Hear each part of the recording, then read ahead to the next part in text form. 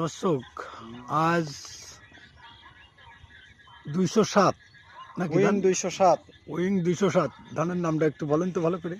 এই ধানের নাম হচ্ছে উইন 207। জি, এই ধানের আয়ুকাল 110-20 এর ভিতরে ধান পাকি যাবে। আর এই ধান রোপণের পাতা ফেলানি চারা গজানোর 15-20 এর ভিতরে রুই ফেলতিবে।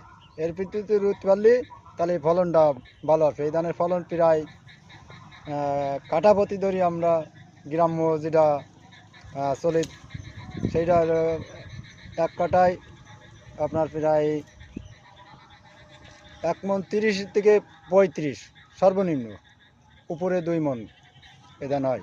এর ফলন খুব ভালো। দর্শক দেখেন, ধান এ ধানের ভাতও ভালো, চালটাও খুব